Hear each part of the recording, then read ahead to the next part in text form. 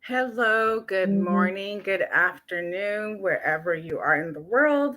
Welcome to today's webinar. The topic is My Wellness, My Responsibility, and I am your host, Tolu. We are here from Voice of Men 360. I'm an assistant secretary at Voice of Men 360.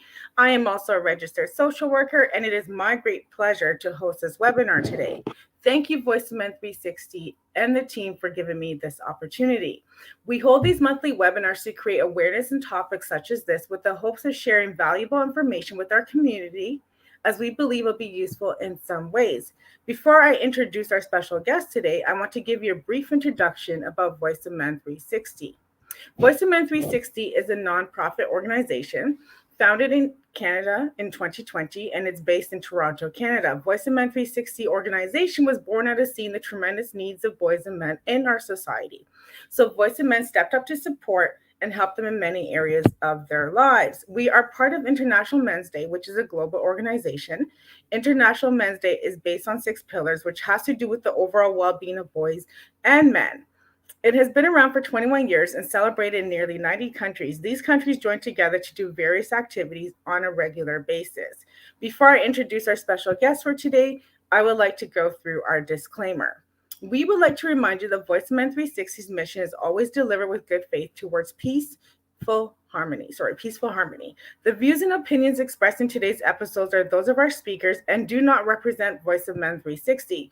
Our organization engages in discussion forums to offer inspiration and create awareness to the issues of men who wish to overcome their life challenges. We're not providing medical or therapeutic advice. Should you require that type of assistance, we recommend you contact a medical professional immediately. If you have questions or concerns about today's episode or any Voice of Men 360 content, please email us at info@voiceofmen360.org.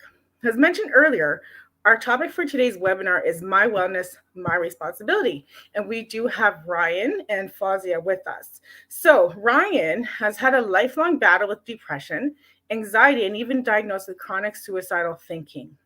He has spent the last several years working on improving his mental health with the help of local organizations and therapists.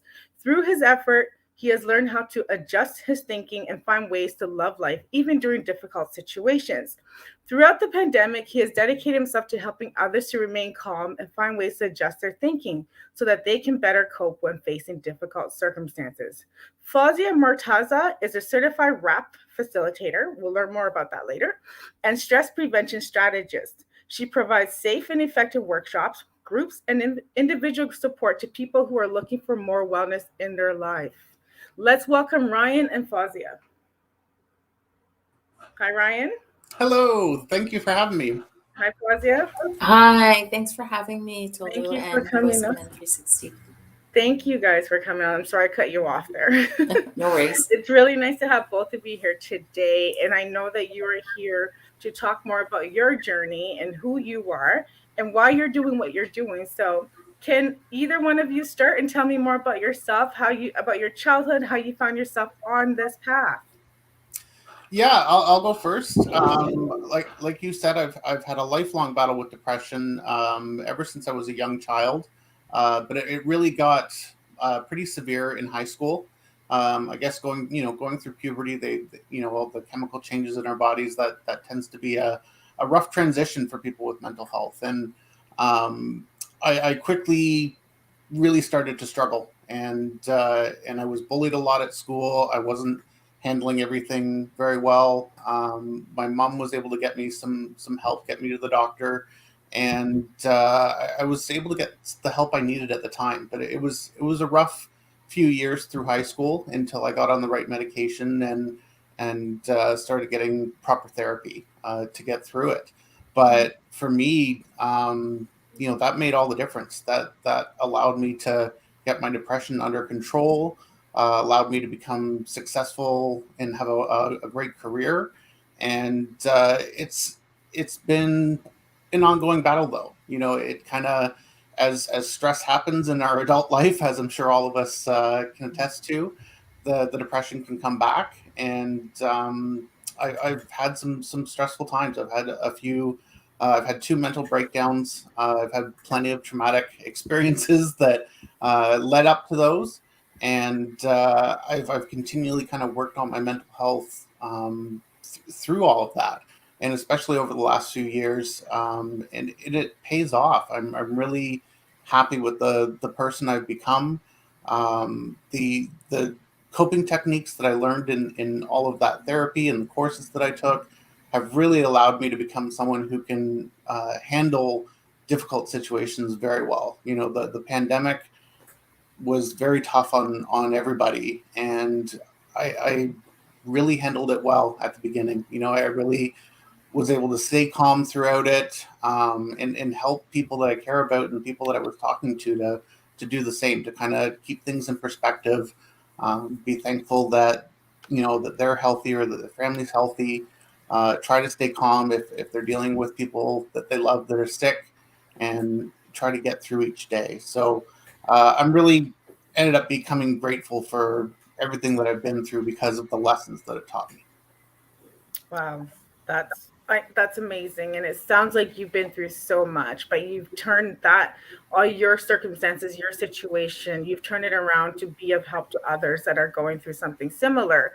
And so, I would love to know more in a little while how you were able to make it through the pandemic, because I think a lot of people, that's when they really start to really struggle with mental health issues. But it sounds like you were able to not let that succumb you.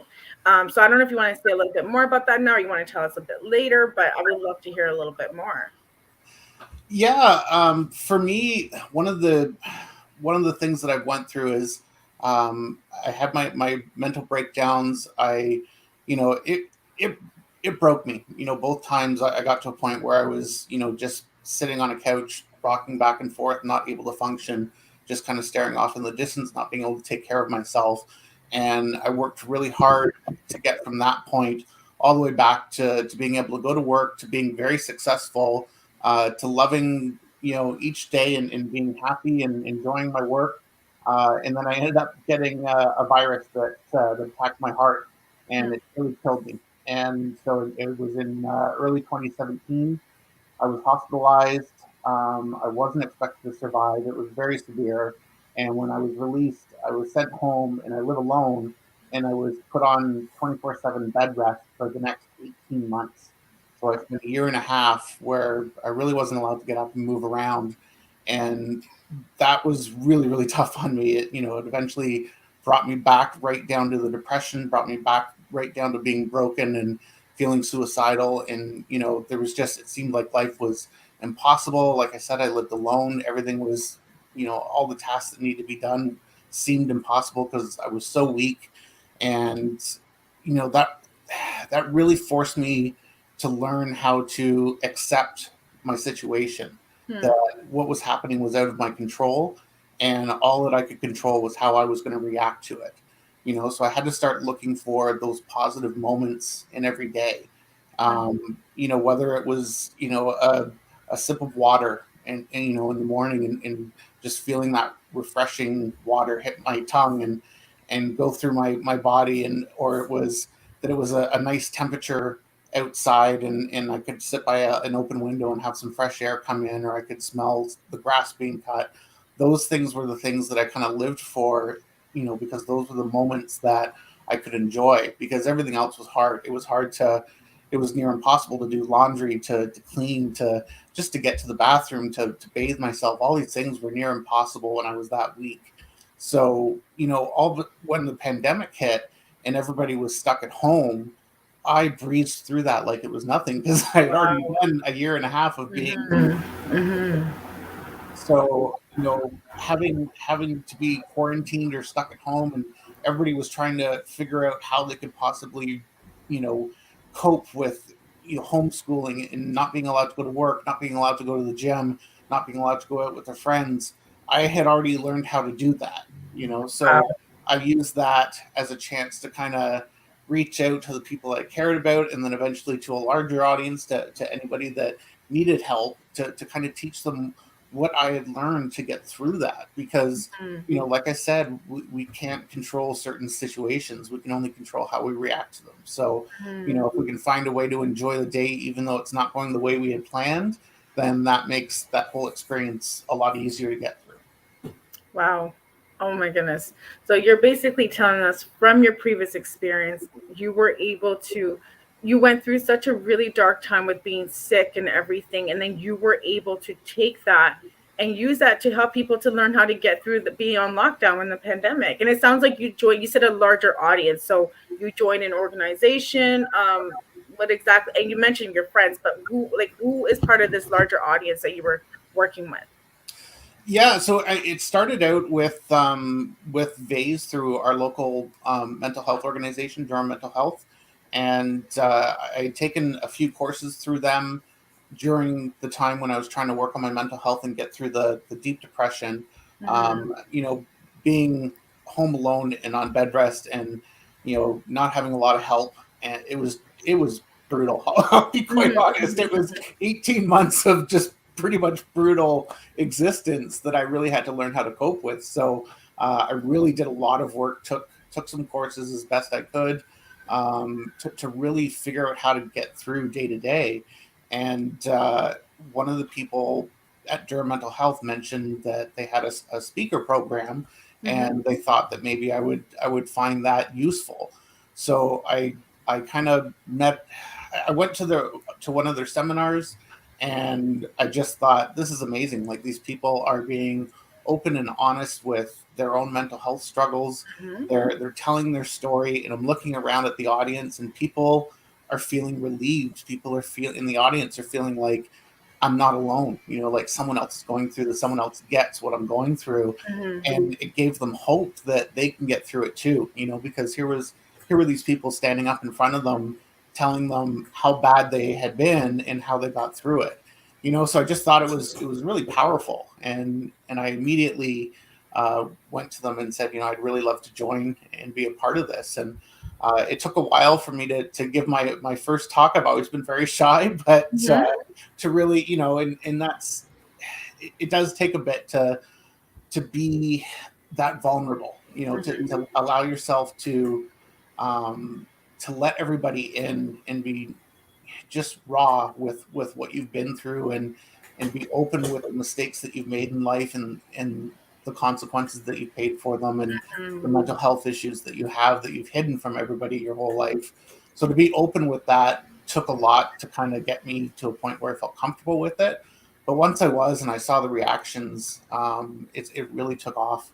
It's really helped. I've spoken through Vase. I've spoken through other organizations that have contacted me, either organizations that I sought out for mental health help for myself, and they've asked me to then speak on their behalf, or people that have just heard my story and wanted to know more about what I've talked about. So it's really been amazing. I've even started a Facebook page to kind of just give out tips during the pandemic of how to get through things. And all of a sudden I was seeing, places like, there was a wellness center in Wales over in the UK that was sharing my posts, and Wow. there were people in Germany responding to me. Like, it was amazing to see how far that message went, and that doesn't matter where you live on the planet. Everybody deals with, mental health everywhere, and we're all struggling with the same kind of things. So yeah, that part.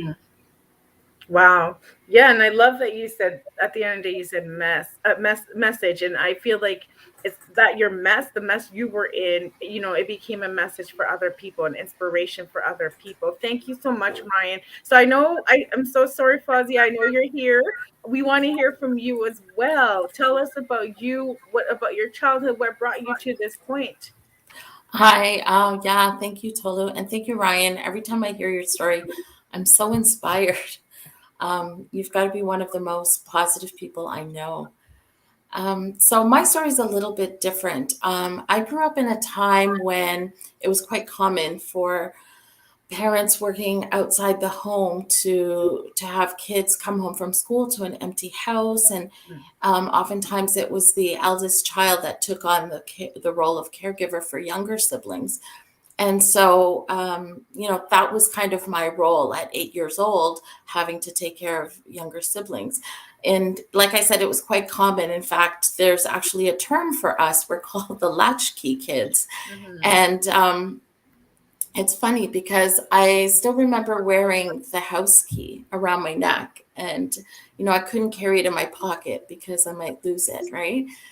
But I think like that's probably the beginning of, being a child and that overwhelm of responsibility.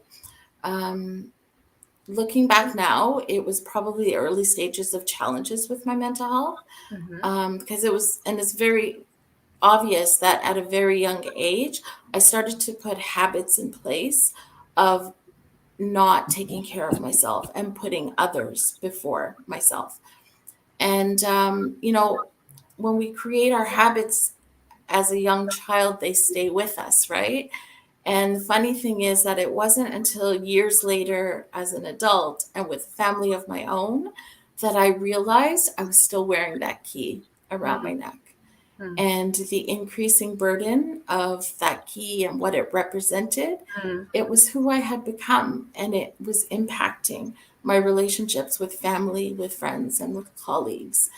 My identity was wrapped up in doing for others and being that go-to person, even when my plate was full. I didn't know how to talk about what I was feeling because I thought that's what life was, just ups and downs and struggles. And that's what we're told, right? Just get over it. This is what life is. But I lost sight of the fact that I needed to take care of myself as well. And I was buried deep in poor health, stress, depression, and exhaustion. And, when I tell this story, and more important people, as they hear it and they relate to it, I think many of us experience the same thing. And we all become really good at what I call the I'm okay syndrome. I think you know what I mean. When someone asks you how you're doing and you automatically reply, oh, I'm okay, but you're not okay. And I wasn't okay. And, although I was doing for others, secretly, I felt frustrated, resentful, angry. I felt overworked and I was unhappy. And I was wishing that someone would do for me, but I never asked. And so as a result, my cup was always empty. And, that's what happens if we don't practice self-care. Our cup is empty. We feel overworked. We feel overwhelmed and stressed. It's our responsibility to make sure that our cup is always full. And how we're going to do that looks different for each of us. But when we fill our cup up first and give from the overflow, I believe we're giving from a place of abundance. And when we give from a place of abundance, the receiving is from a place of abundance. And that changes the dynamics of relationships. I've also learned that wellness is a commitment that we have to live into each and every day. Self-care isn't just for when we're feeling overwhelmed. Practicing self-care is an ongoing and lifelong journey. It's one of the reasons that I do what I do. When I first started on my own journey, there wasn't that offer of self-empowerment. There wasn't talk about healing and recovery. It was more about understanding what I was going through and just trying to manage it. And I think that what I realized is that my past, I can't change it. But the skills that I learned in my childhood, they're always going to be with me. And so I wanted to take those skills and I wanted to help other people find strength and hope for themselves. And so I'm committed to bringing awareness to the importance of self-care. Tolu, in a world full of stressors and distractions, and we've touched on this whole COVID thing, this time, more important than ever, it's important for us to find calm in our lives. And we have so many obligations and we're being pulled in so many different directions, so much on our plate But we have to understand and we have to make time, because creating calm through self-care is totally within our power. And making self-care a priority plays a vital role in strengthening our physical and mental health, and it can have life-changing effects.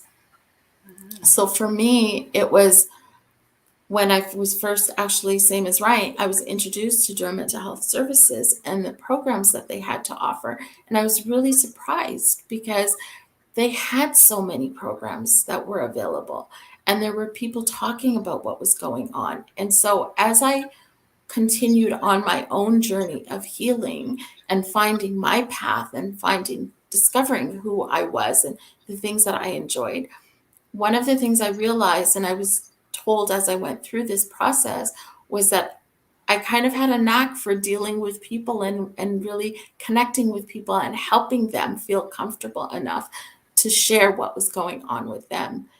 And so one of the programs that I took for myself was WRAP, which is the Wellness Recovery Action Plan. And basically what WRAP is, it's a program that allows people to come together, and through a facilitated conversation, we each are putting together strategies and coping skills that we may not have had healthy ones from the past, but we're able to recognize what our life stressors are, and we're able to put together action plans to address those things, so that when we go off and life happens, as it does to all of us, and we find ourselves down, in a low period, rather than trying to figure out what to do at that time, because that's the worst time to try to figure out what to do, we pull out our WRAP workbook and we say, oh yeah, I said if this was going to happen, then this is what I was going to do. And we have our plans, our strategies already planned out for us. And so we just follow our WRAP.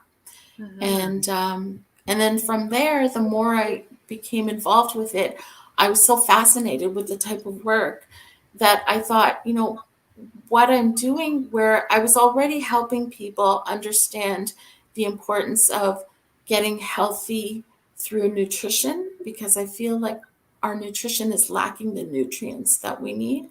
And more people are finding themselves with physical ailments. But as I continued my research and my work, I realized that the physical ailments are due to an unhealthy gut, which is directly connected to our mental health. And so we address mental health through addressing the gut health. And so, as I worked with people, they were doing great as long as we were working one-on-one or coaching. But then when they went off and again life happened, I wouldn't hear from them again. And then when I did hear from them after some time, it was like doing that work all over again to build them up. But being able to take WRAP after I became a facilitator, because I love this work so much, being able to take WRAP and help people put together these strategies, not just for their mental health, but for their physical health, for their daily routines, for anything that's really life-changing.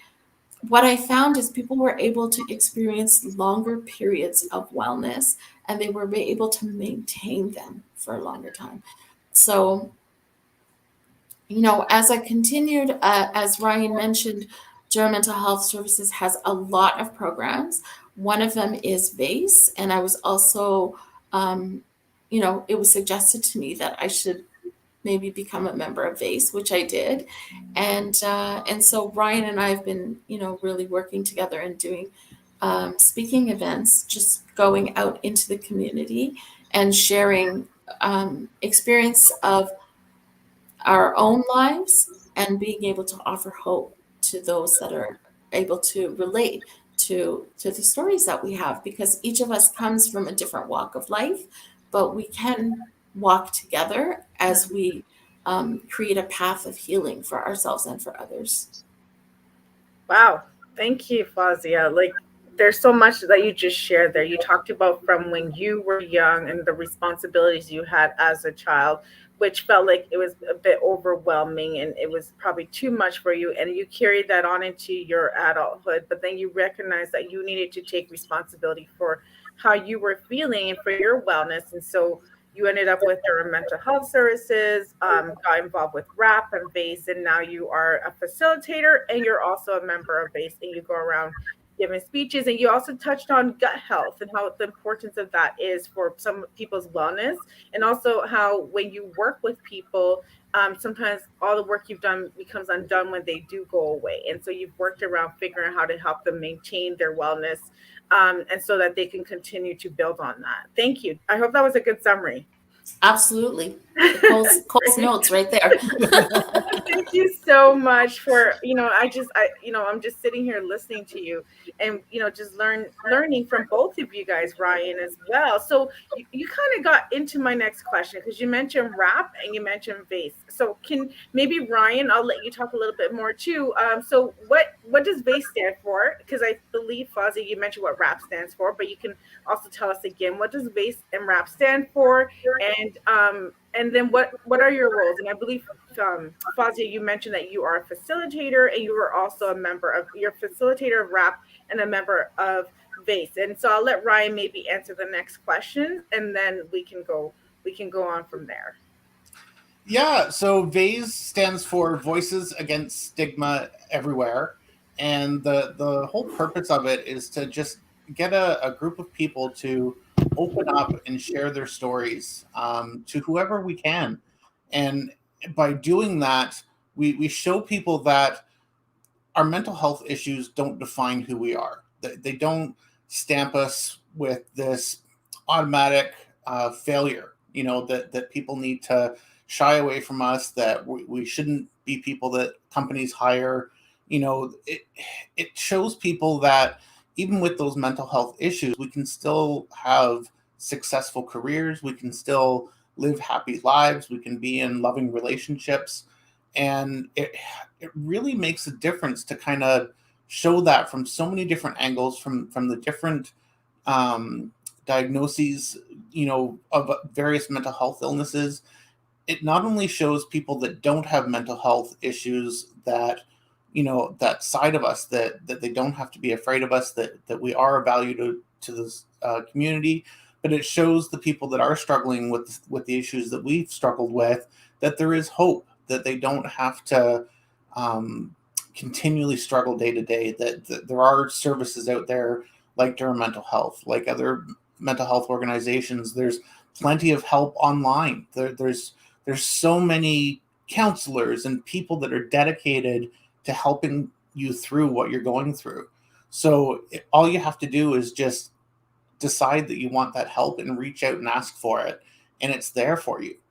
So it's really important to get both sides of that. And what that does is, year after year of that kind of stuff does break down the stigma. Like I've said, I've battled depression, anxiety, suicidal thinking, for most of my adult life. And it's so the stigma around it is so much less now than it was, 20, 25 years ago.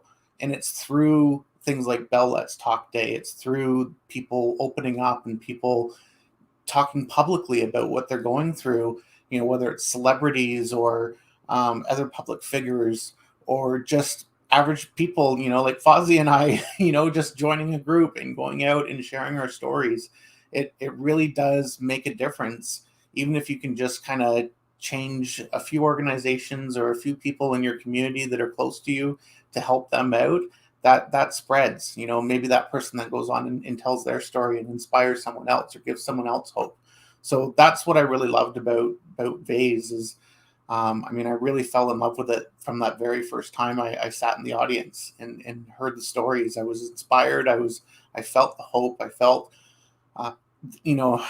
the sense of ease in the audience, listening to those stories. And I just thought, this is what I need to do. It was very powerful for me.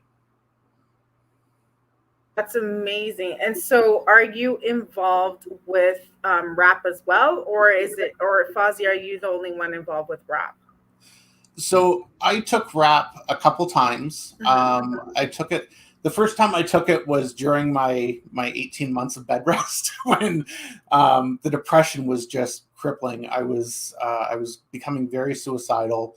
My days just really existed of sleeping, waking up, eating, trying to maybe do a chore and usually not being able to do it, and being too exhausted or feeling down on myself because I just didn't feel like I was recovering. And the depression just got so crippling, and I was so hopeless that I needed to do something for my mental health. So one of the courses that I took was the RAP course through Durham Mental Health. And I thought it was helpful at the time, but I didn't realize how much more I could get out of it until I took it the second time. When I took it the first time, there was so much physical struggle that I was going through just to get to the course, to get, I was okay when I was just sitting and driving, but to stand up out of the car, use my walker, get into the classroom, and I was really struggling. I was not supposed to be up and moving around. I was supposed to be on bed rest, getting rest to heal. And I think that took away a lot of what I could have learned from it. So I ended up taking it about a year later after I was off bed rest, and I got so much more out of it. You walk away with this binder full of coping techniques, full of strategies that are unique to you. You go through these discussions and you pick and choose what's going to work for you. And then you have this resource binder when you walk away from it. And when you struggle, you don't have to remember what you're supposed to do to get through it. You've got it right in front of you in black and white. And that's the beautiful thing about RAP.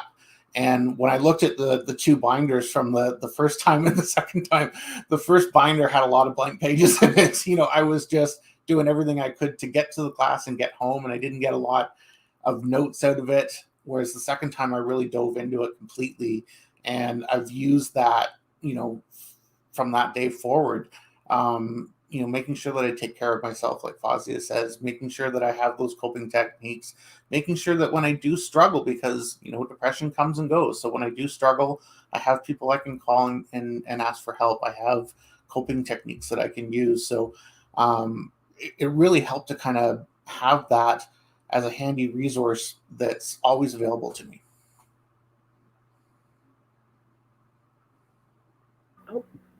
So you're not a facilitator for RAP, but you've taken it twice, is my understanding. Yeah, that's correct. Okay. And then Fozia, though, you are a facilitator for RAP. And just to confirm, it's Wellness Recovery Action Plan, correct? Yeah, that's correct. Okay. So Fozia, I know you touched on it a little bit, but can you just tell us a bit more about how you became a facilitator for RAP? Yeah, absolutely. So, like I said, once I started my own journey to healing, because I had found myself in a place where I was mentally exhausted, but physically exhausted as well. And what I've learned is that with everything in the body is connected, right? So as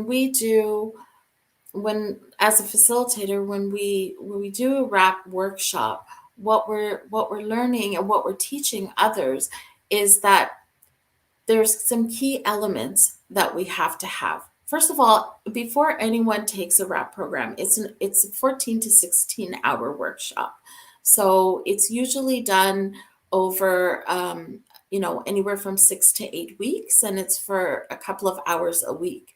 And so the person that is taking the RAP has to be willing to take it. It's not something that you can say to someone that you have to take it, because they're not going to benefit. Just like Ryan said, I mean, he took it 2 different times, and each time he got a different outcome from a different, he benefited in a different way.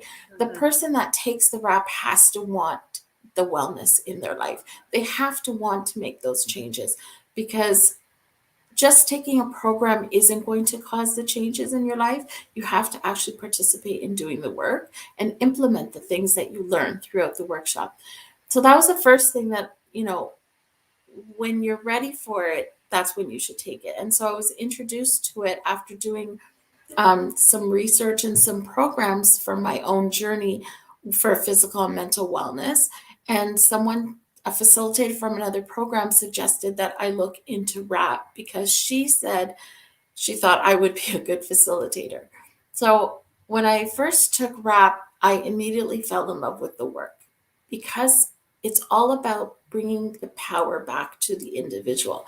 It's about giving you the choice to do what is best for you, because RAP Foundation is that you are the expert of you and you know what you need to be well and to stay well. And so oftentimes I see people when they're in recovery or they're looking for programs to, on their own recovery journey, what happens is people are telling them, this is what you need to do, and this is what you need to do. And they're all over the place. Even when it doesn't feel like a good fit, they're still doing it. And the first thing I would say is, if someone is asking you to do something and it doesn't feel like it's benefiting you in your wellness, then you shouldn't be doing it, because healing and recovery, that journey is about doing what feels right, because you know when you're feeling right. No one else can come in and tell you. Just like your responsibility for your wellness is on you. No one else will come in and take care of you the way you can take care of yourself.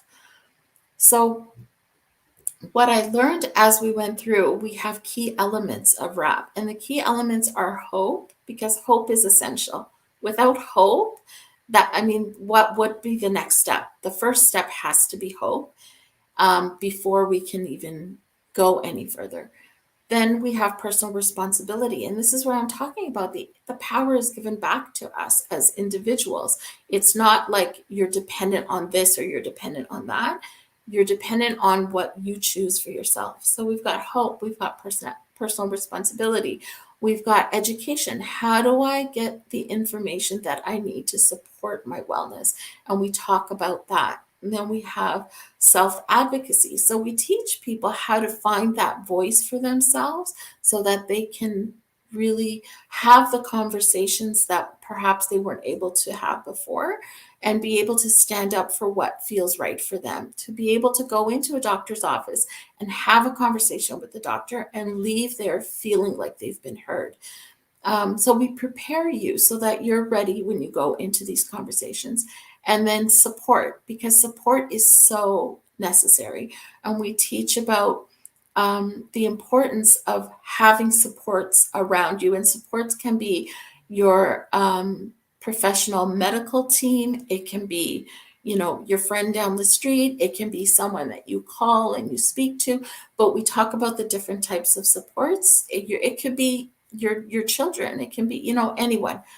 And so once we have the key elements understood, we go into talking about wellness tools. And wellness tools are so important, because wellness tools are something that we can all reach into our tool belt and pull out when we're not feeling well, and it will help to shift the mood and will help to make us feel better. So we talk about our wellness tools. We talk about daily, weekly, monthly, and occasional maintenance plans. There's certain things that we have to do daily to maintain our wellness. There's things we have to do weekly to maintain our wellness, and so forth. And so routines are very, very important. So we talk about that as well. And then we go into recognizing what our stressors are and putting action plans in place for that. And from there, we go on to when things are getting worse, when things are breaking down. We have action plans for each of those things. We've got the early warning signs that we look for once we've been exposed to a stressor. And then we talk about crisis. What if you do everything that you're supposed to be doing and you still find yourself in crisis? You should have a crisis plan. So we help them put together a crisis plan. And then the final piece is we put together a post-crisis plan, which you can't actually fill out until after you've gone through a crisis, but we equip you with the information that you need so that once you've gone through a crisis, you can go back and how do you look at the crisis plan that you had and how do you tweak it to make it better for next time? And so that's kind of RAP in a nutshell. And we do have some additional discussion topics. We talk about healthy boundaries. We talk about changing negative thoughts to positive ones. We've got a bunch of additional topics, but really those are based on and come out of what the discussion is and what the particular group is looking for. So that answers what RAP is. Perfect. Thank you so much. There was so much touched on there. I try to take some notes while you were talking, but you're talking about the key elements of RAP, which is hope, personal responsibility, education, self advocacy, support, wellness, wellness tools, daily, weekly, monthly plans, stressors, the crisis, what you do post crisis, healthy boundaries, and changing negative thoughts. So it sounds like a very well rounded program, and that you guys are running that Durham Mental Health Services. Now, we keep saying Durham Mental Health Services, which means it's in the Durham region of Canada, which is outside of Toronto, right? So, what about people that are all over the world or in Canada listening to us and are wondering, these sounds like really good programs, like really good maybe series I would like to be a part of. How do I join, or where can I find more info from my local services? Are there local mental health services that are doing something similar? Do you guys have anything that you could maybe share with our audience? Okay, so I just want to make one clarification though. Yes. Neither Ryan or myself work for Durham Mental Health Services. Okay. I know it may seem like that because we're Mhm. referring to it, but Durham Mental Health Services really is, now they're linked with Lake Ridge Health Services. So it's something that's offered. They're just a series, a catalog really of programs that they have to offer. Okay. But Ryan and I are associated through different work that we do with them, but we're not employed with them. That I just want to clear. The other thing is, because of COVID, we are able to offer our programs virtually. So where we used to go out into organizations and speak there, or go into a location and do, maybe I go in and do a RAP workshop there.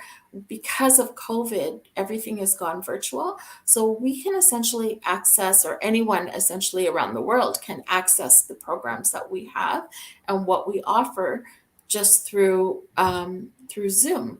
And so in regards to links, I can send you something, and perhaps we can just post it in the comments of this this video once it gets posted, and I'll pass those on to you, Tolu.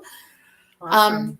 Yeah, and the other thing I wanted to say is that with RAP workshops, it's again, it's a 14 to 16 hour workshop, so it does take a bit of a commitment, but it's I will tell you, it's well worth it.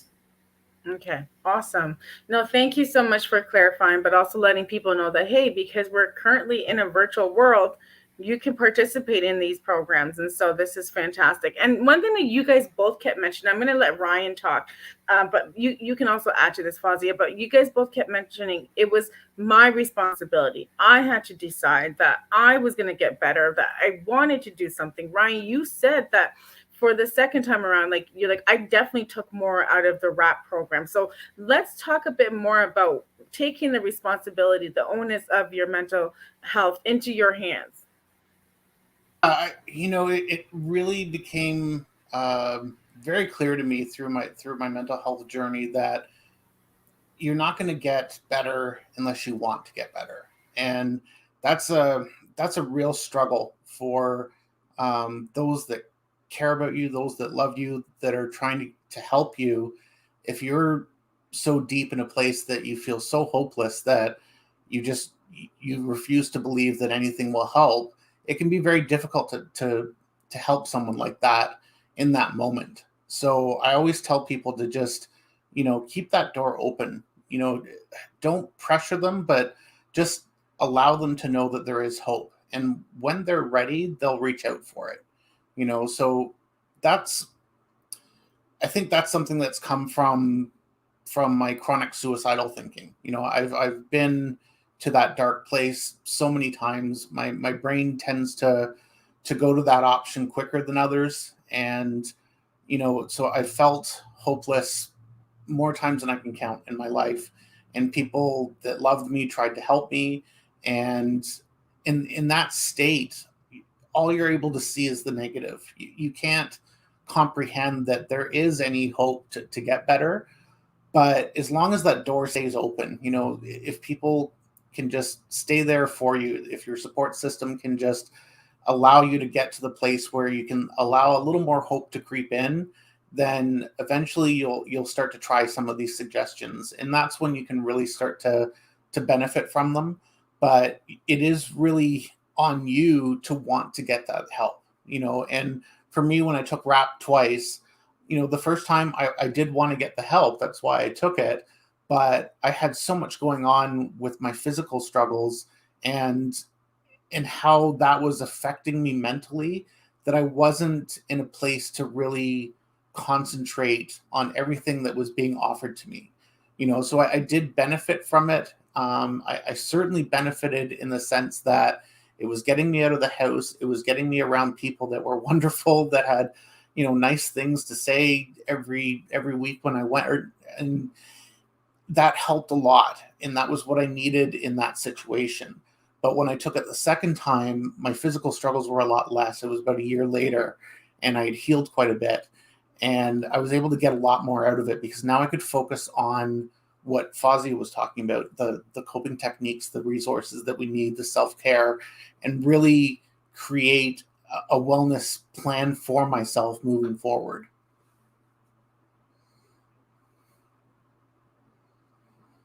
Answer first.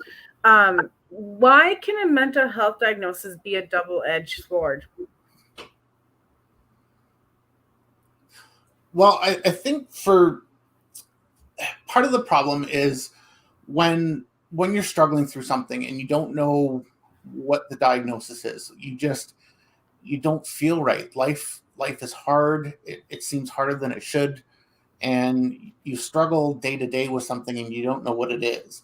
So when you finally get that diagnosis, all of a sudden there's this sense of relief that it wasn't just in my mind. There is something that's actually wrong with me that maybe they can fix or they can treat or we can manage with medication. And that might be the first time that you start to feel hopeful that things are actually going to start to get better. But the downside of a diagnosis is that sometimes you allow yourself to be identified by that diagnosis. You become, if you're diagnosed with bipolar, that's who you are now. If it's depression, that's who you are. You're severely depressed or you're moderately depressed, and that's how you identify yourself. And because it's such a powerful moment in your life to be labeled as something like that, everything becomes about that. So you really have to kind of understand that the diagnosis is just there to get you some treatment. It doesn't define you and put you in a little box. And the other side of it is, the stigma that's around it, unfortunately. When other people or an employer finds out what your diagnosis is, it can have negative effects on how people treat you. Mm-hmm. Did you, either one of you guys can answer, did you guys ever have any issues with people treating you, like maybe judging you, the stigma, when you did start to talk more about your mental health struggles? I can go to that.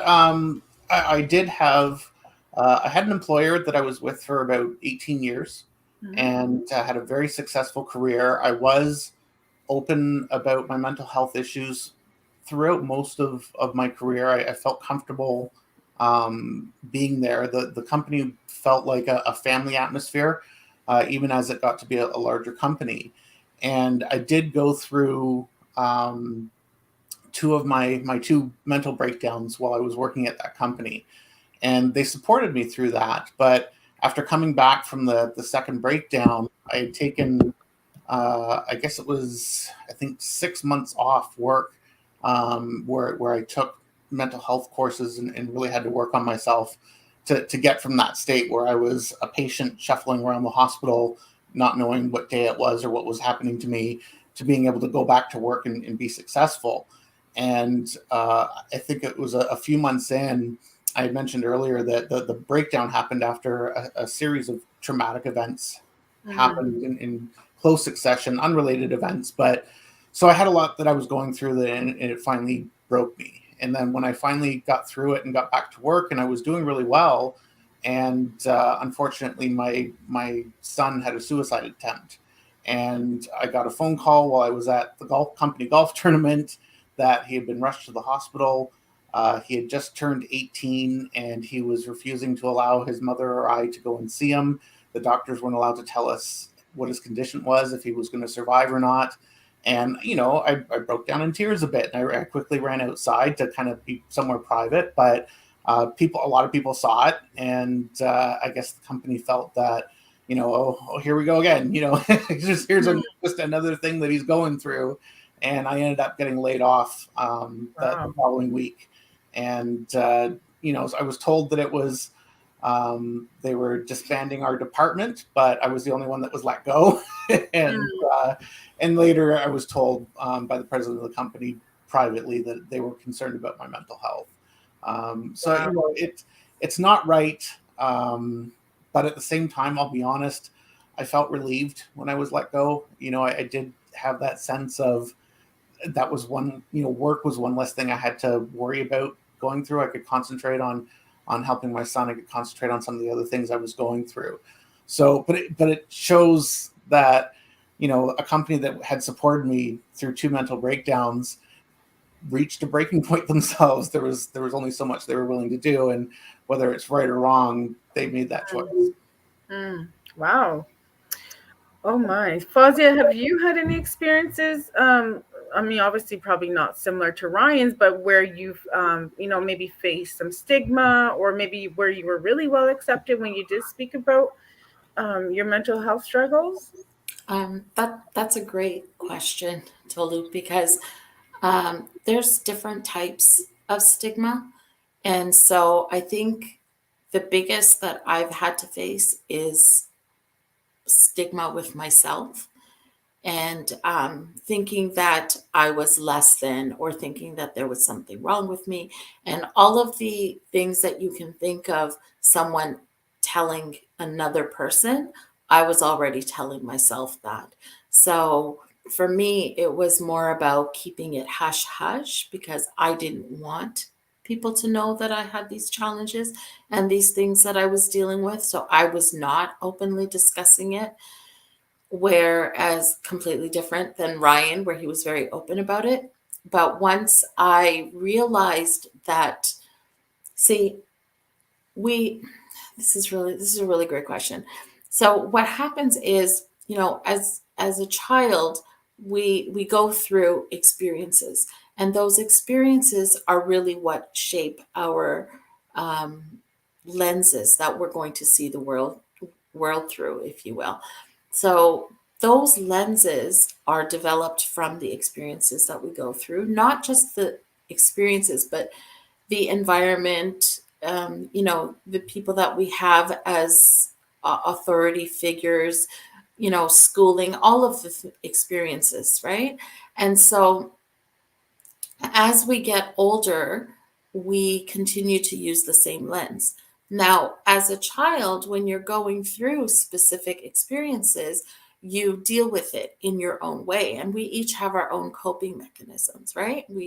Our coping strategies. So maybe as a child, those coping strategies helped. So for me, maybe it was just shut down. Whatever I'm feeling, push it down and don't talk about it. For someone else, it could have been, being loud and getting into arguments. It's different for each of us. But as we become adults and life happens and we experience people, and there's interactions and exchanges and events and experiences that we go through, what usually happens is we use those same lenses to deal with situations that we're going through as an adult. And so now you have an adult that may be using coping mechanisms of a child and wondering why it's not working. Maybe it worked as a child, but maybe as an adult, it's not effective. Or rather than wondering why it's not working, we find ourselves continuously being in the same hole, or getting stuck in the same place in life, or having the same thing over and over. And we keep thinking, I'm going to do it different, but then I find myself in the same place again.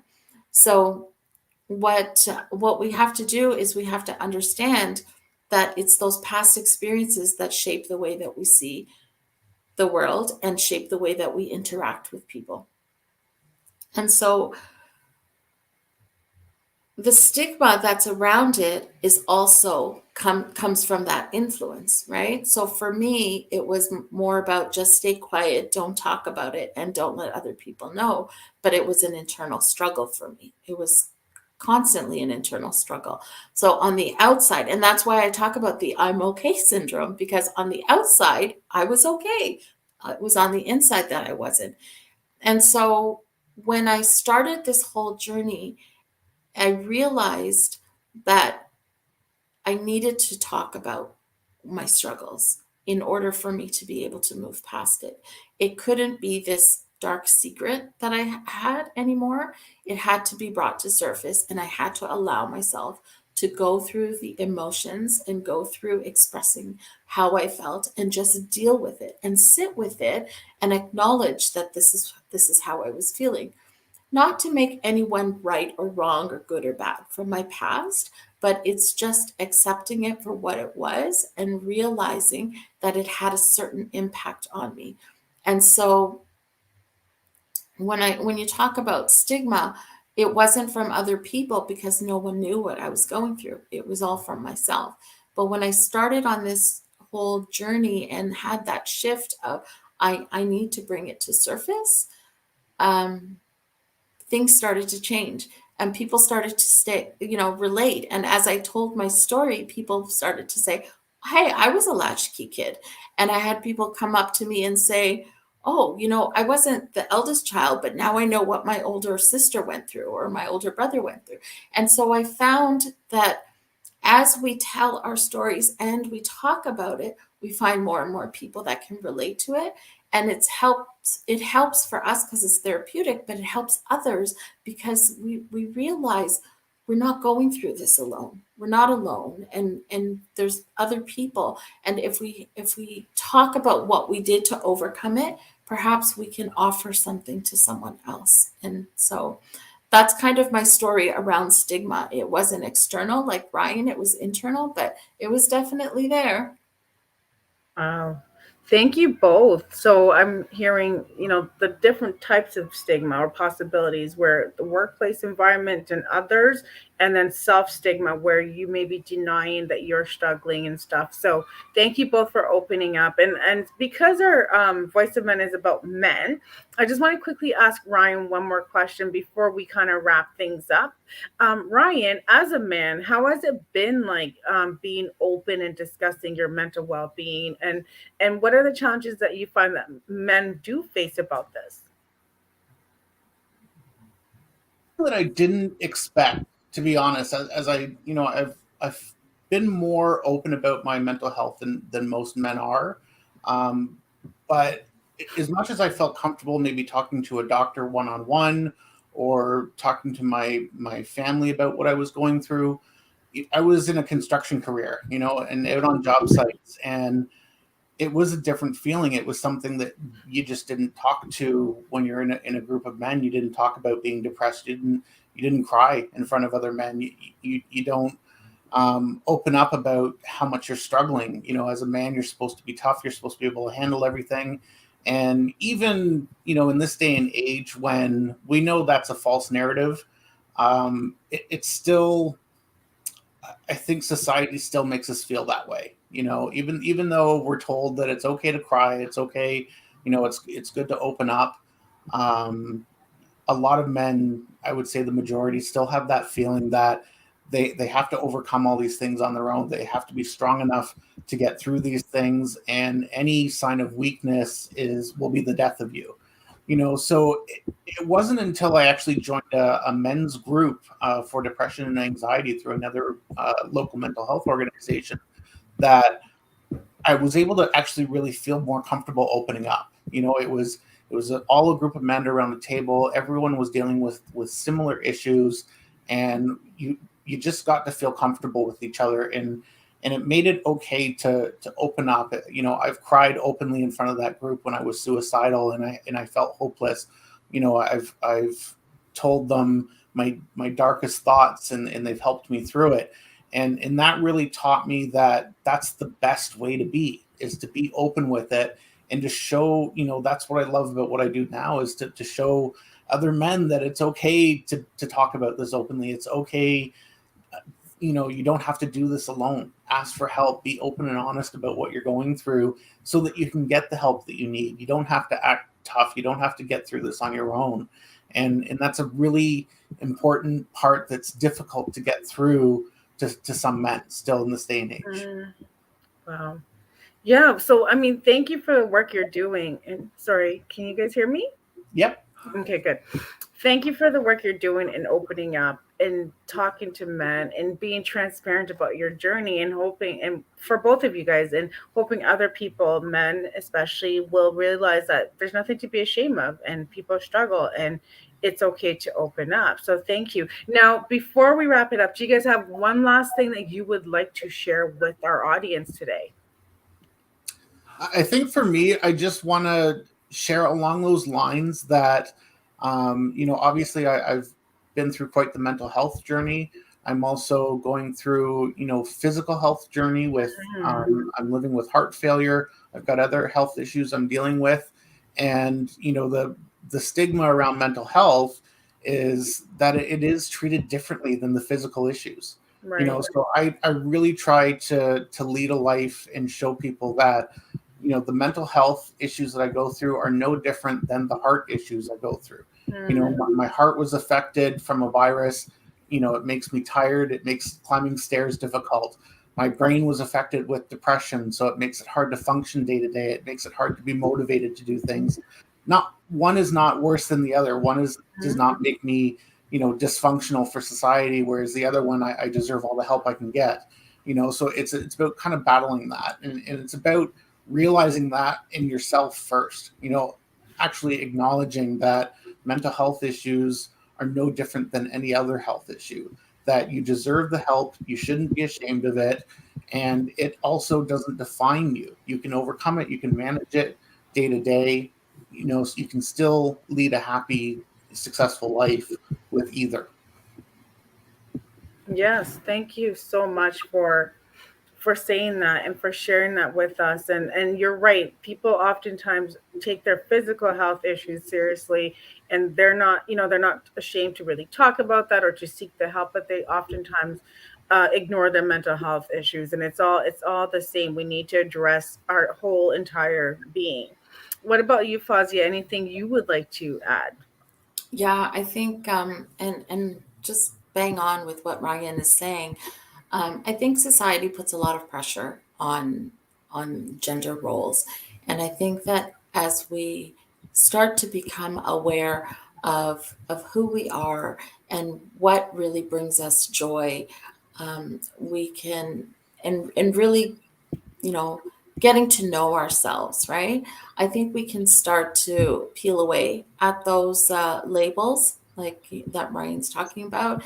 And I Mhm. think what we really ought to do is let's address individuals as individuals, Mhm. and let's take away that, a man has to be this way and a woman has to be this way, because there there's skills that each of us have regardless of what our gender is. There we have gifts and we have skills that we can offer to this world, and we have to be allowed the space to develop those skills for ourselves to really um, be able to bring our gift to the world. And I think that when a man stands up and asks for help, and when a man really is confident in who he is and knows what he wants, and knows how to have those conversations, and has respect and honor for himself, he's able to offer that respect and honor to others and allow the space for others to be who they're meant to be. And I think that if we create that mindset in society, we're going to offer a space for people to grow up and for individuals to to really deliver the gift that they were meant to deliver to this world and to society. And I think that we have much more um, admiration, and we can look towards each other when we're in a good place with our well-being. And again, our wellness and our well-being is going to look different for each and every one of us, but being in that place where are working towards your best self, and being able to have the space to create that for yourself allows you to create that for your family, allows you to create that for your neighbors, allows you to create that for your community and society in whole. So much, both of you guys, for being here today and for opening up to us, for telling us more about these rap and vase, and just telling us more about your, your mental health journey, and just how you are taking your wellness into your hands and recognizing that it's your responsibility. And we do appreciate that. Joining us today. It's always a great opportunity to get the word out and to help other people. So I really appreciate being invited here today. Thank you. Thank you, Ryan. Thank you so much for Tolu, and thank you for Voice of Men for 360 for having us today. Thank you both. Thank you, Fozia. So just to wrap things up, as many Canadians know, our Indigenous communities have been in a crisis for a long time now. They are in need of our support. So Voice of Men 360 has been stepping up, and we've done a few donation drives for Indigenous families. So if you have used clothing, it's ongoing. Dry food items, please let us know. We will collect them. You can call us at 416-356-7414 or 437-889-8329, or email us at info@voiceofmen360.org, or contact us through Facebook Messenger and let us know, and we will coordinate pickup with you. We also have a few live shows that we do on a weekly or monthly basis. So we have Open Up, where people share their personal life journey, and that is a live talk show on every Wednesday at 6 p.m. and every Sunday at 10 a.m. Eastern Standard Time. We also have Vili, which is a Tamil live talk show, and it's on Sundays at 8 a.m. Eastern Standard Time. And we have this monthly webinar, which takes place the first Saturday of every month at 10:30 a.m. Eastern Standard Time. And we do normally bring expertise or organizations, people from their fields that know these things that we're talking about, to discuss a particular topic each time. Today, we talked about wellness and responsibility in relations to mental health. We also have our monthly special show, The Unspoken Tears, which is the second Saturday of every month from 10 a.m. to 11 a.m. Eastern Standard Time. The focus is on domestic violence against men, bullying, male sexual abuse, traumas, and human trafficking. And we also have our South Asian Men's Show, which is the third Sunday of every month from 11:30 a.m. to 12:30 p.m. Eastern Standard Time. Voice of Men 360 and All Bengal Men's Forum will be hosting the show. So we specifically focus on issues that are faced by South Asian men and create awareness. Each month, different countries from South Asia participate, and this month, a special guest from Nepal will join and discuss on an important topic. Details will be posted on our social media platforms later on. And then we also have our podcast where you can access all our shows, and that's available on iPhone, Google Play, and so on. And we have our monthly men's group meeting, which is only for men by men. And that takes place every 2 weeks on Tuesday from 6 p.m. to 7:30 p.m. through Zoom. So the next one will be on Tuesday, November 16th at 6 p.m. So please join through Zoom. The link is available on our Facebook page and group. So we also have Pass the Talking Stick, which is an Indigenous peer-to-peer support group. It takes place on the fourth Friday of every month from 6 p.m. to 7 p.m. And that's also on Zoom as well. And the Zoom link is also on our Facebook page as well. And we will be having a week-long celebration in recognition of International Men's Day from November 15th to November 19th. So each day we'll be having a 90-minute show or event taking place at different times of the day, so that way we can catch people from different time zones in the world. So please join us to honor International Men's Day. Information on how to register for any of our upcoming programs can be found on our Facebook page, Voice of Men 360. Please register and invite your friends to join us. We are always looking for new members or volunteers to join us at Voice of Men 360. There's no limitations to gender, age, nationality, or ethnic groups. All walks of life can participate in any of our shows. If you want to be a guest on any of our shows, or you're willing to be part of our organization and help us directly or indirectly, please reach out to us. We love to work with individuals, professionals, experts, community organizations, associations, corporations, government officials, and businesses. Our phone number is 437-889-8329. Our email address is info@voiceofmen360.org, and our website is www.voiceofmen360.org. And you can find us on all social media outlets, so Facebook, Instagram, LinkedIn, Twitter, YouTube. So please join our Facebook group. We're trying to reach 5,000 by November 19th. So if that is possible, we would love you to be a part of our Facebook group. And you can subscribe to our YouTube channel, Voice of Men 360. Thank you very much for watching us today. I hope you have learned something and that you can understand why it's important to take your wellness into your hands and recognize that it is your responsibility. Thank you very much and take care.